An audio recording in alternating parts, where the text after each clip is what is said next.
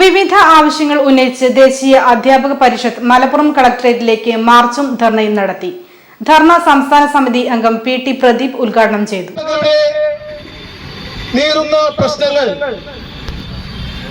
തീരെ കണക്കിലെടുക്കാതെ മുന്നോട്ട് പോകുന്ന പിണറായി ഗവൺമെന്റിനെതിരെയുള്ള ഒരു ശക്തമായ താക്കീതാണ് ദേശീയ അധ്യാപക പരിഷത്ത് ഇന്ന് 13 ജില്ലകളിലും സെക്രട്ടേറിയറ്റ് പഠിക്കൽ തിരുവനന്തപുരം ജില്ലാ കമ്മിറ്റിയുടെ നേതൃത്വത്തിലും അതോടൊപ്പം തന്നെ ദേശീയ അധ്യാപക പരിഷത്തിന്റെ ഭാരവാഹികളുടെ നേതൃത്വത്തിൽ നടക്കുന്ന ഈ ധർണാ സമരം അധ്യാപകരുടെ തടഞ്ഞുവെച്ച ആനുകൂല്യങ്ങൾ പുനഃസ്ഥാപിക്കുക, പങ്കാളിത്ത പെൻഷൻ പദ്ധതി പിൻവലിക്കുക, സർക്കാർ വീതം ഉൾപ്പെടുത്തി മീഡിയേഴ്സ് പരിഷ്കരിക്കുക, സർവീസിലുള്ള മുഴുവൻ അധ്യാപകരുടെയും തൊഴിൽ സംരക്ഷണം ഉറപ്പുവരുത്തുക തുടങ്ങിയ ആവശ്യങ്ങൾ ഉന്നയിച്ചായിരുന്നു ധർണ.